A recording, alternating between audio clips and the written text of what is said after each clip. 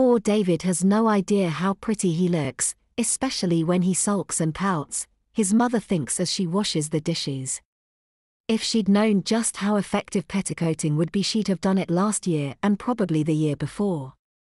Maybe if he'd worn a dress then, he'd have played nicely with the girls instead of spoiling their fun. Maybe I shouldn't have kept him up in his room this year. Maybe next year I'll put him in a party dress and see if it helps him to play nicely with them. But then all his friends would find out and they'd tease him, she figured. Is everything nice and tidy in there? She asked when her 2 children entered the kitchen. Yes, Janet replied.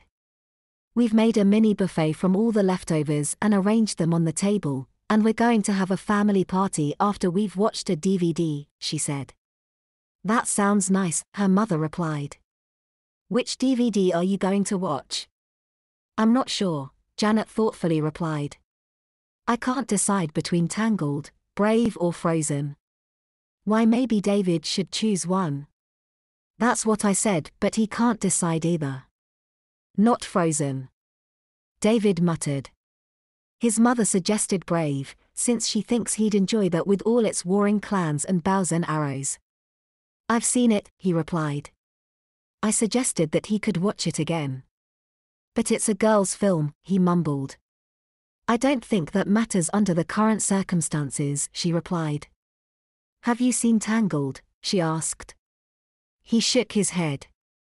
Well, watch that then, his mother suggested. With head hung low, David agreed before meekly asking if he could take his dress off. I said bedtime, David, his mother stated. He conceded and followed his sister to the lounge. His mother took them a beaker of pop each and deliberately gave them matching princess beakers. Thanks, Mum, Janet said. Thank you, David meekly added.